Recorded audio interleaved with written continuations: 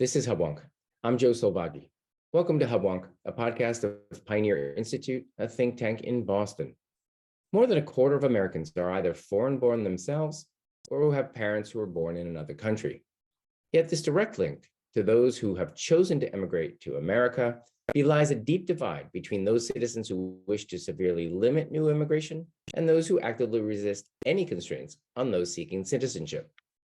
This seemingly intractable disagreement at the national level has left federally elected officials with little opportunity for legislative compromise, and instead empowered them with the prerogatives to enforce their preferred immigration policy. To wit, the Trump administration, having run on a promise to severely restrict immigration through our southern border, used its authority while in power to reinforce border control and implement Title 42, a policy that denied, for public health reasons, asylum claims from anyone crossing into the U.S. during the COVID-19 pandemic. By contrast, the current Biden administration has allowed an eightfold increase in those crossing our border with Mexico and is about to see Title 42 expire with no replacement. This abrupt shift in policy has resulted in an estimated 3.5 million undocumented immigrants coming to the U.S. in the last 2 years, and in the face of the restrictions of Title 42 expiring, could result in an exponential increase in the years to come. Is this current and future acceptance of so many millions of new undocumented immigrants a tacit approval of an open border policy by the American public and their elected representatives? Or is this extraordinary flow of people through our southern border an attempt by politicians to quietly flout immigration law to satisfy the ideological preferences of their open border constituents? My guest today is immigration expert, journalist, and senior national security fellow at the Center for Immigration Studies, Todd Bensman. Mr. Bensman has written extensively on the experiences on the front lines of the 2,000-mile U.S. Mexico border, both from the perspective of those seeking to enter the U.S. and from the perspectives of those enforcing the law. Mr. Bensman will share with us his observations of changes in border enforcement from Trump to the first 2 years of the Biden administration, and will discuss the likely consequences of the imminent expiration of Title 42. When I return, I'll be joined by Senior Fellow at the Center for Immigration Studies, Todd Bensman. Okay, we're back. This is Hubwonk. I'm Joe Selvaggi, and I'm now pleased to be joined by the Senior National Security Fellow at the Center for Immigration Studies, Todd Bensman. Welcome to Hubwonk, Todd. Great to be here. Thanks for having me. Well, we're happy to have you. This is an issue. We're going to talk about immigration, or more specifically, what's going on our southern border right now. It's top of mind, and it's in the news now. And you're an expert. You've been an expert for some time. You've worked on immigration analysis for some time. What I liked about your background is you're not merely a reporter, but someone who rolls up his sleeves and embeds himself with communities that are now largely immigrating northward towards the United States. Tell us a little bit, for the benefit of our listeners, about your background in immigration studies. Yeah, so I'm a bit of a hybrid. This is kind of my third career. First career was as a journalist, a newspaper reporter, classically trained. My undergraduate is in journalism, and my first master's degree is in journalism. And I worked for 23 years as a reporter for, big newspapers like the Dallas Morning News and Hearst, all the way through to about 2009. My last 3 or 4 years was based in San Antonio for Hearst newspapers in 2006 through 2009 during a really significant civil drug war in Mexico. And I was an investigative reporter, and that was the hottest story going in South Texas. So that's when I really began my first border reporting. I did numerous multi-part series of reports about the drug war on both sides of the border. Regular reports that were recognized by the National Press Club twice and some other organizations. But that was really those years were my first taste of the border and immigration and border security issues. And after that, in 2000, I was, and maybe partly because of that, I was recruited to join the Texas Department of Public Safety's Intelligence and Counterterrorism Division in Austin, Texas. And they were valuing at that time kind of unconventional backgrounds to bring people in to rebuild their intelligence division, huge state agency. And I worked for the intelligence division for the next 10 years. A lot of what I did was counterterrorism work in what's called a fusion center with all the federal agencies all under one roof. And my team did counterterrorism primarily, which had a significant nexus to the border. So then in 2018, the Center for Immigration Studies, I got my second master's degree in Homeland Defense and Security from the Naval Postgraduate School, sponsored by Department of Homeland Security. And my thesis was noticed. The Center for Immigration Studies recruited me in 2018, and I've been there for the last 4 years, kind of returning back to my roots of reporting again in a way.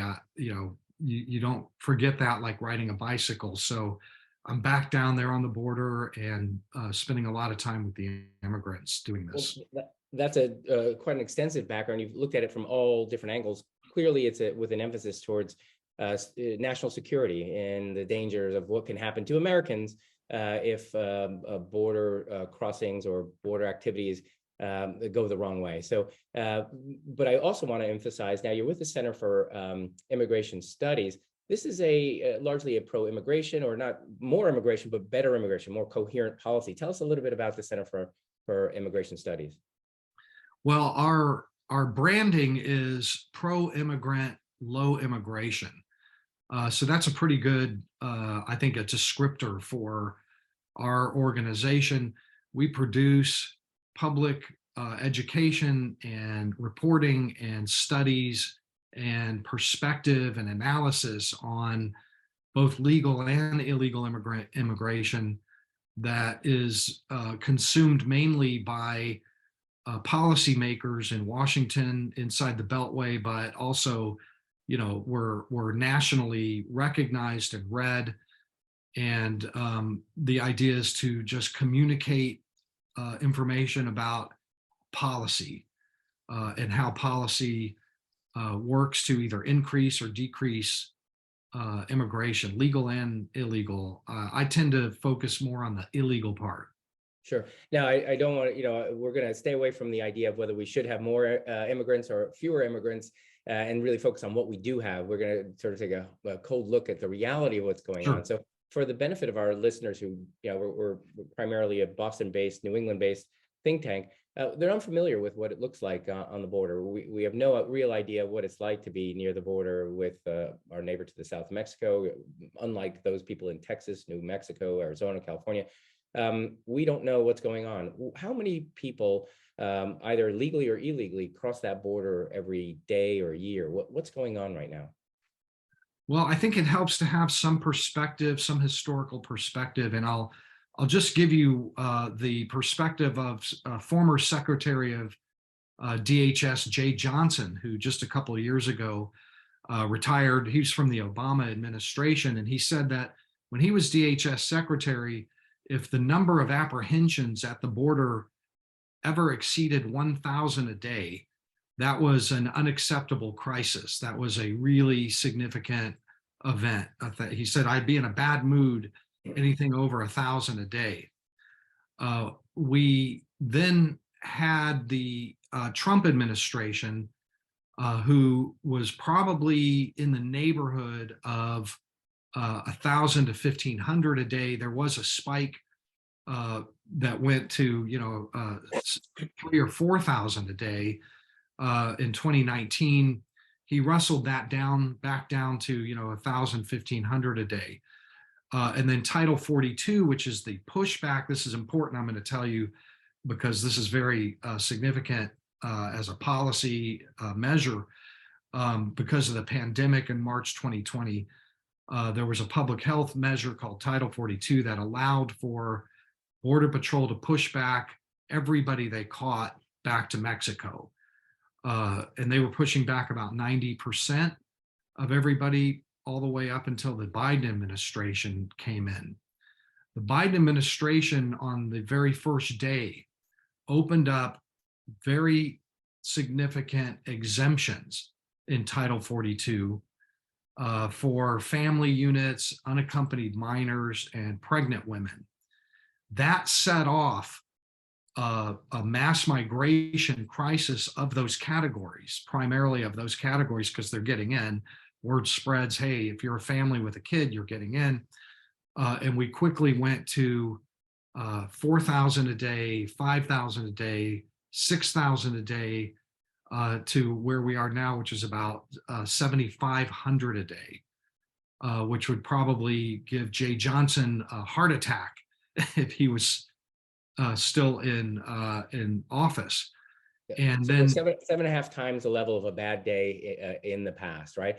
And largely, you said this is, so to be clear for our listeners, Title 42 is a sort of a COVID measure, pandemic measure, saying, look, we've got a pandemic on our hands. The last thing we need are people coming across with who knows what health condition. Let's sort of slow this down until we get our handle on the pandemic, and then perhaps revisit it when we're past it.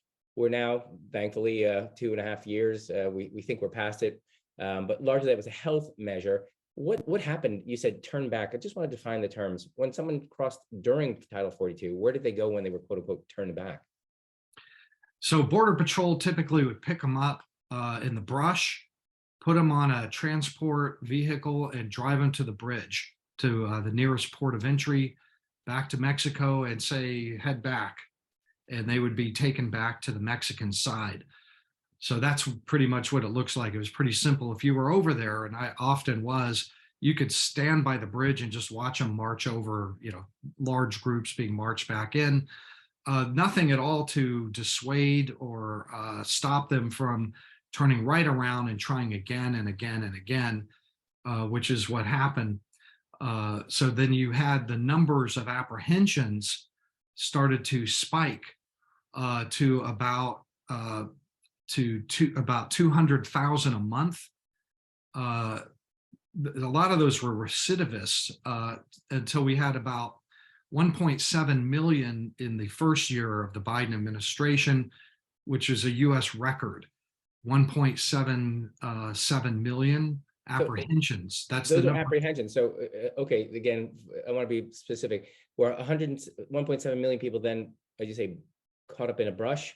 They were caught to a bridge, and 1.7 million people were dumped back on the other side of the bridge, or what happened to those 1.7 million people?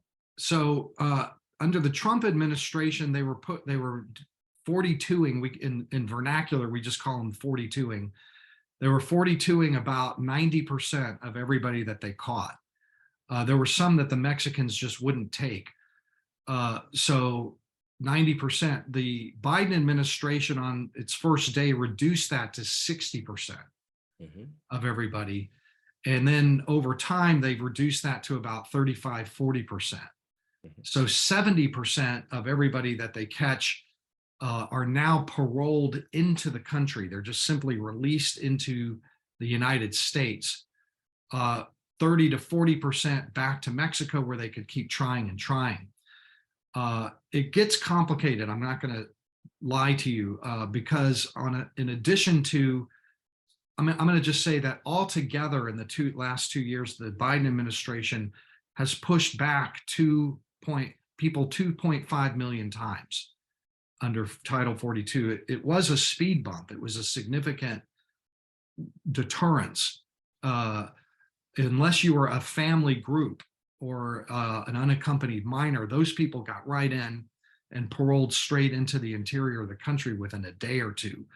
The rest had to keep trying and trying, or decide to wait in Mexico until circumstances changed.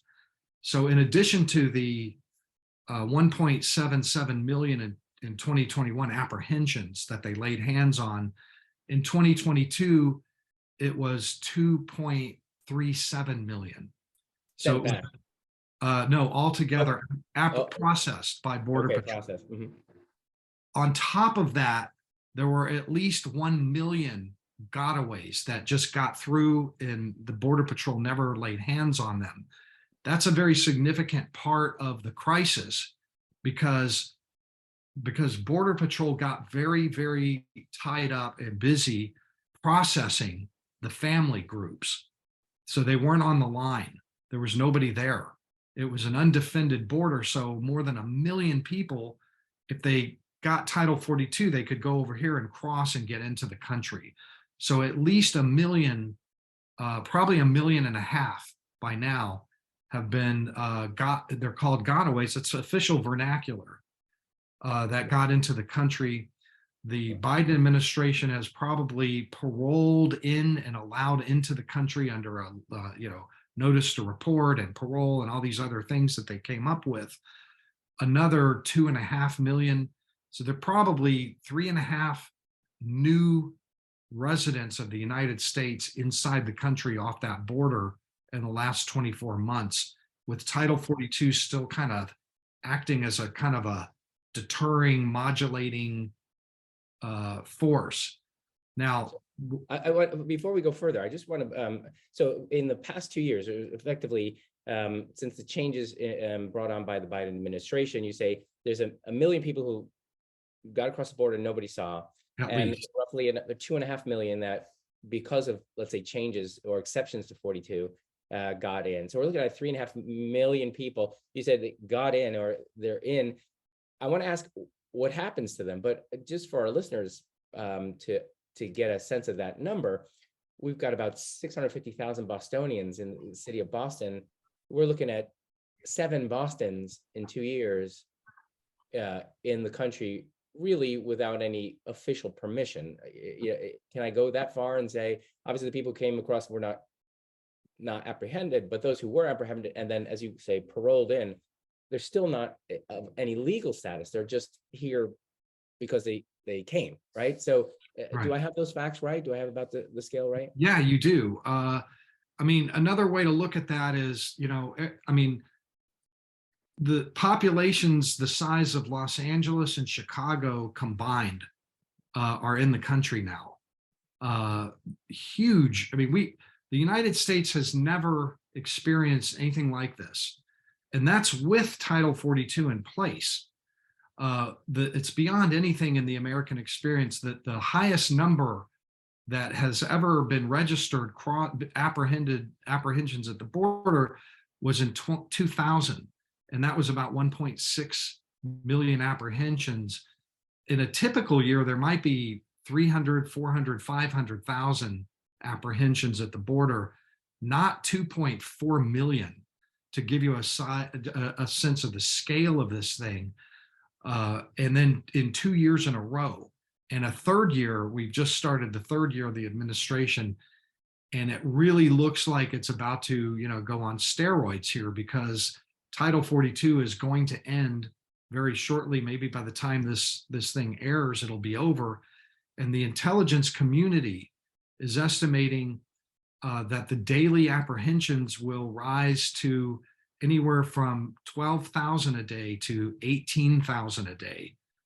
We're looking at potentially 540,000 a month that will be pouring over the border, because everybody who reaches the border now will be allowed into the country in some form or another, with very few actually ever removed or deported.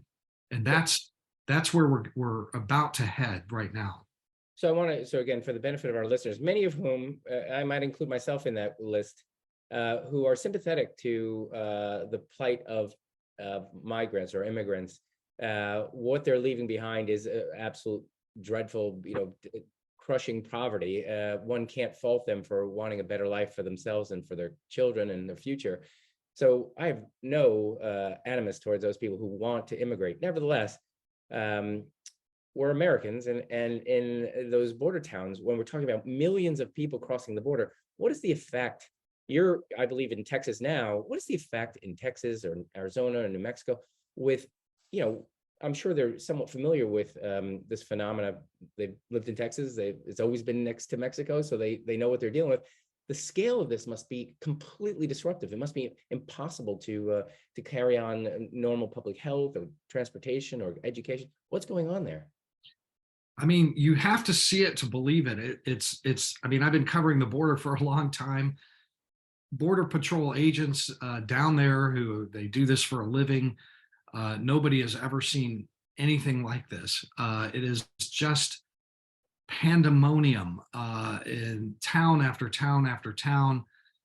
Within probably about 100 miles, anything within 100 miles of the Texas border, you know, car chases every day, 2, 3 times a day, crazy crashes, tractor trailer pullovers and bailouts, everybody running in every direction, police chases. Uh, you have places like El Paso right now that are just so overwhelmed that there are just thousands of immigrants sleeping in the streets. And I think El Paso just declared an emergency. It was like that in Eagle Pass. It was like that in Yuma, Arizona. It's been like that in Rio Grande Valley. It moves, it shape shifts. It depends on what's happening at any one time with policy. But it is it's worth noting that though that the actual border communities are transit zones. They're eventually gonna nobody's staying there. They're all finding ways by plane, bus, uh, you know, taxi, friends, whatever, to be transported to cities across America. So those, you know, 3.5 million people are in cities across America. They're everywhere. They don't stay on the border. They're leaving the border so as soon as they possibly can. And the way that looks is that there are these operations in every border community where nonprofit organizations are receiving handoffs from the Border Patrol after processing 7 days a week, all day long. And charter buses pull up, fill with immigrants, and then drive to some city in the interior.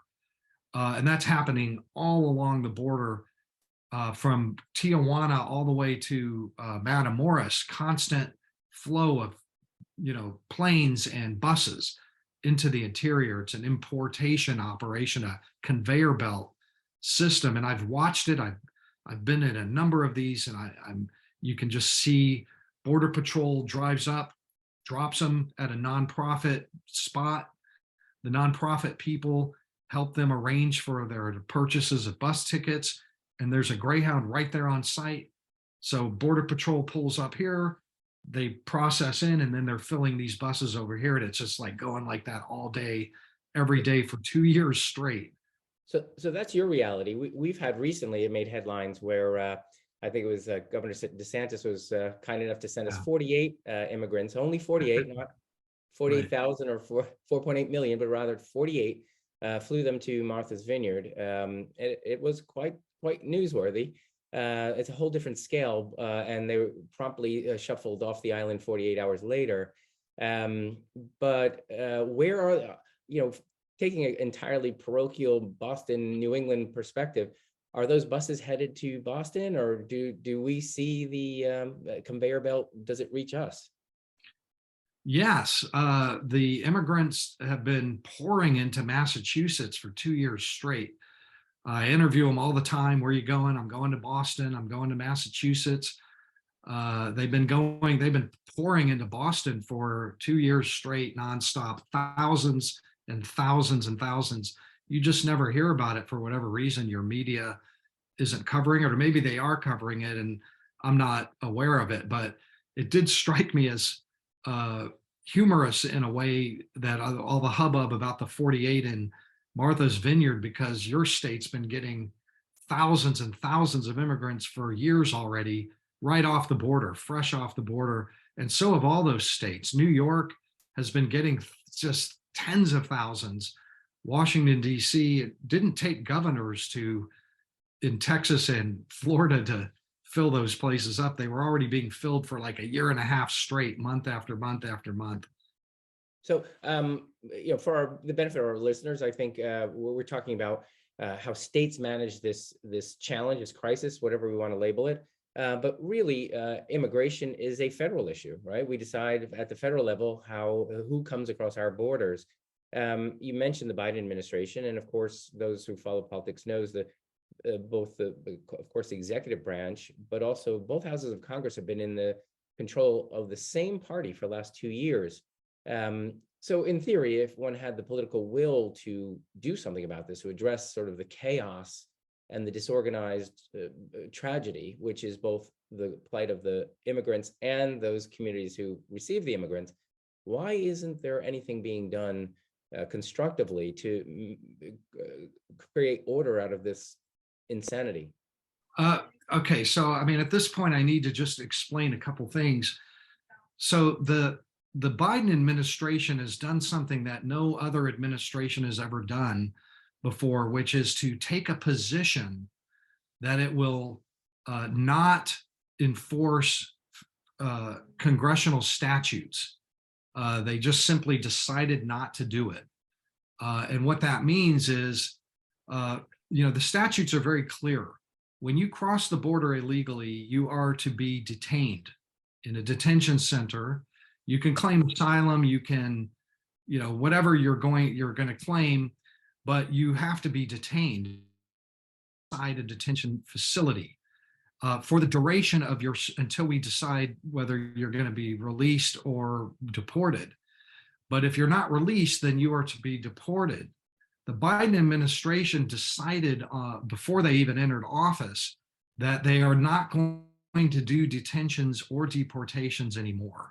So, and this was an affirmative decision that they have stated over and over and over again.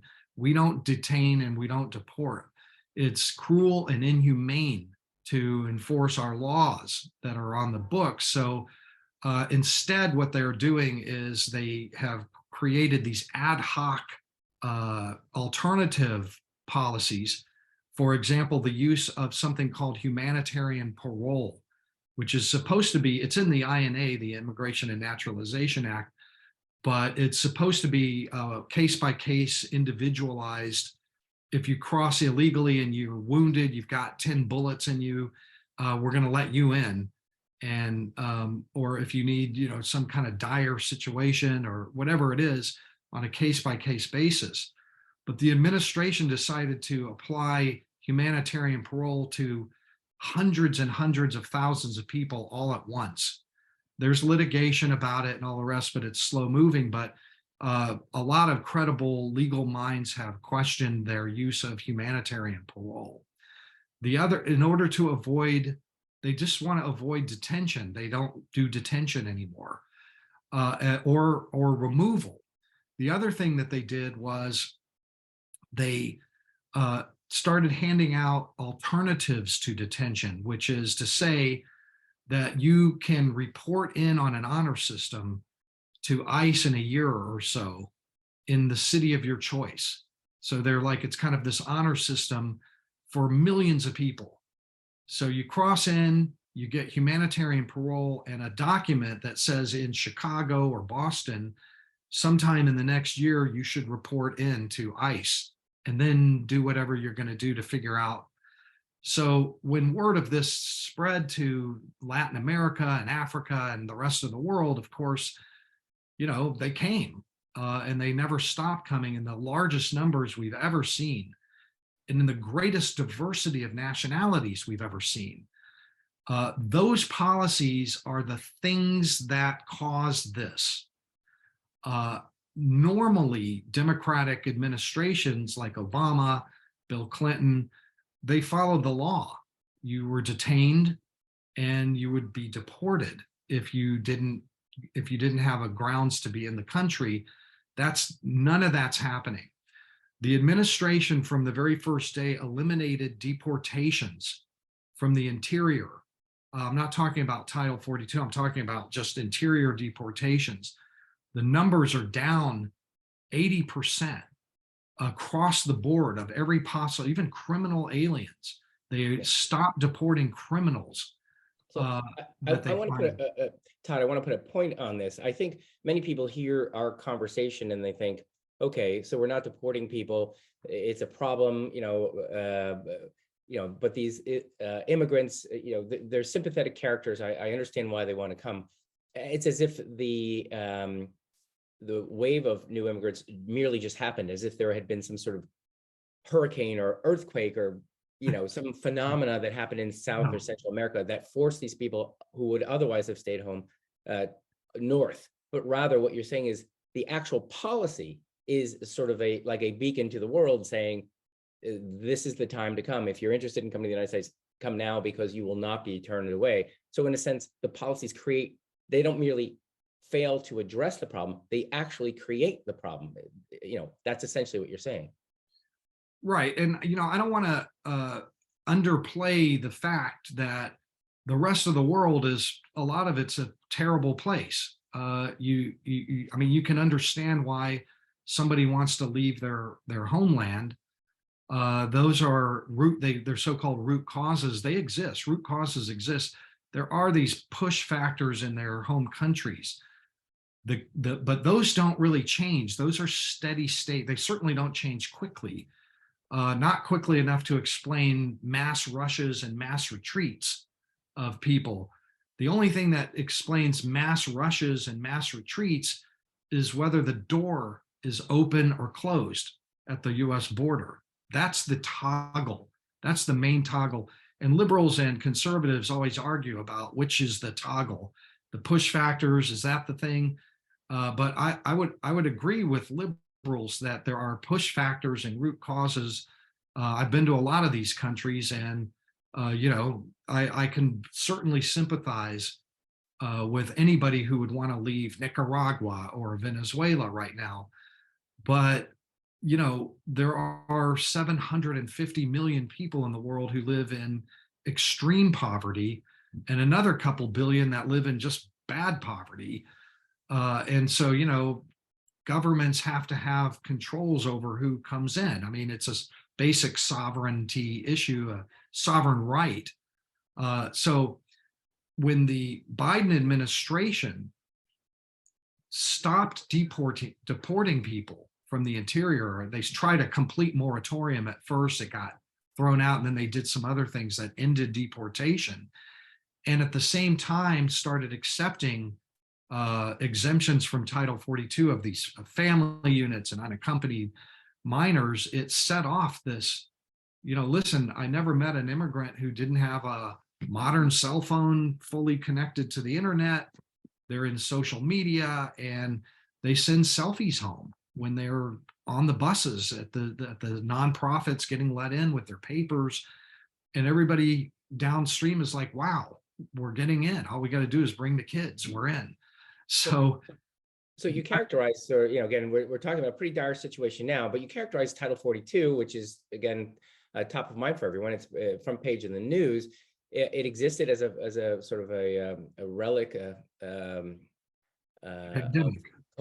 COVID. Now it's sort of again, there were a couple of attorneys generals from red states appealing, saying to lift it now would be disruptive. So there's a temporary stay, I suppose, from the Supreme Court. We don't want to get into all the legal aspects, but it's not long for this world, right? It's imminent. It's not, if it's, as you say, if it's lifted before this is aired, okay, but it may be a week after that. What will happen when it is lifted? Which, I hope you'll agree, or I think you'll agree, it's imminent and inevitable. What will happen? Right. So the intelligence community, as I mentioned, is predicting anywhere from 12,000 to 18,000 a day. I haven't seen for how long that's supposed to last, but the administration's response plan to this is not to block and stop and deter this. It never has been. They openly say that their policy is to facilitate the safe, orderly, humane, and legal pathway into the United States, to take advantage of our legal systems. That's an unprecedented departure from anything that has ever happened in the United States with its border. That is like the idea of that is just like could never have happened before this. And what is at the root of it is, when they say legal systems and legal pathways to our legal systems, they're talking about the asylum law. The asylum law is set up in such a way that economic migrants from a poor country like Honduras, all they have to do is touch the border and say, I plan to at some point apply for asylum on the basis of political persecution. But there is no, they don't have to prove it. They just have to say it. And the United States just has to believe it up to 10%. If there's a 10% probability that they think that you're telling the truth, you get into the country under parole or to report in a year or two and maybe apply later. It doesn't matter that the majority of them will never even do that, and that the greater supermajority will be turned down eventually for asylum. But it doesn't matter, because the end game is to just get in and disappear and live and work illegally. That's the end goal, because they're economic immigrants, not really fleeing political persecution. Title 42 blocked asylum. You couldn't claim asylum. And the whole thing about Title 42 is that when it goes away, it then makes that asylum process available to 100% of everybody who reaches it. That's why they're pooled up. They're like, we're going to get in now. All we have to do is just say it, and this administration will let us in.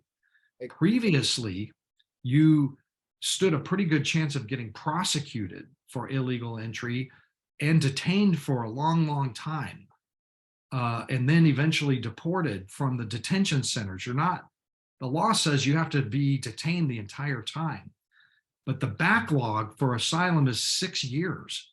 So if you apply for asylum, you get in this backlog, you qualify for work authorization, for public benefits and welfare for years before you get declined.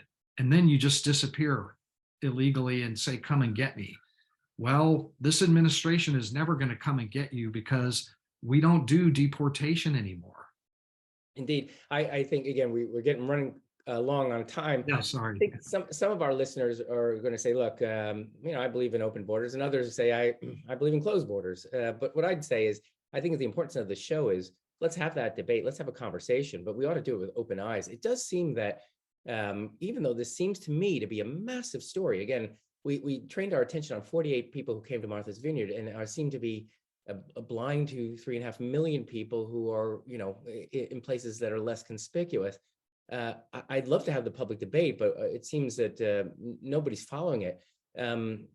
You mentioned the fact that this is not really a congressional or legislative policy, but essentially the administration flouting the existing laws, essentially refusing to enforce them. What can our listeners do? I'm going to blend this with if you were king for a day, how would a person who clearly works for an immigration studies think tank fix this? In other words, how can we, in a sense, get a sense of a handle on the people coming to our country, hopefully do it in a more responsible, managed way? What ought to be done as citizens and as in leadership? Well, in leadership, there's always this talk about, the system's broken, we need immigration reform, comprehensive immigration reform. I would dispute that. I think our immigration system is just fine. For the most part, there are some tweaks that need to be made, but really the administrations, Republican or Democrat, they differ only to the extent to which they enforce the laws that are on the books. The laws on the books are very deterring.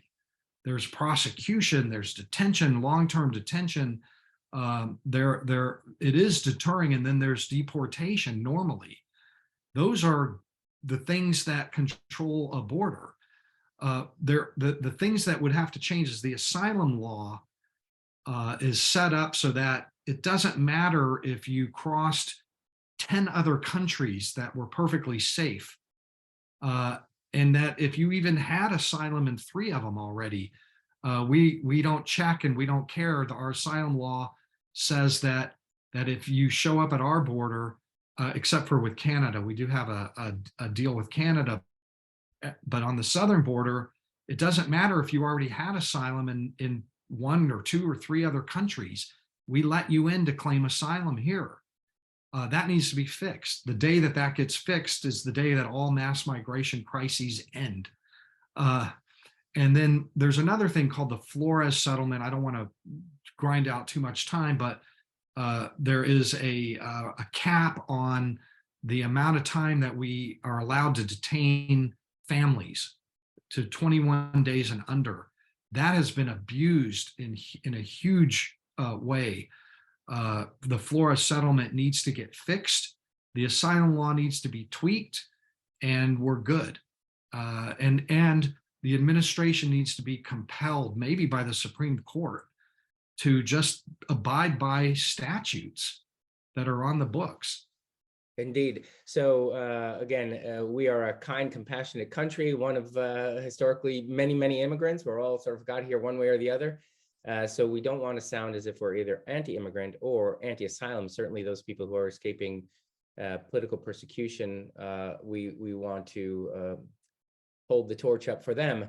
We don't want to, in a sense, allow for people to exploit that kindness by flouting or exploiting weaknesses or vagaries in our asylum law. So those are good prescriptions for success. I hope someone listening will take them to heart. I appreciate your time today, Todd. You've got a rich knowledge of the information. Where can our listeners read more about your work or the Center for Immigration Studies? Sure. Well, all of my work for the Center for Immigration Studies is there, CIS.org. And we have a lot of great writers and commentators also, and a lot of good reporting there about this issue. You can also see my website at toddbensman.com. And I have a book that is forthcoming in February about this particular crisis, since it's the largest thing that anybody's ever seen in U.S. history. It's all about the first 2 years of this crisis, how it started. It's called Overrun. It'll be at bookstores February 23rd.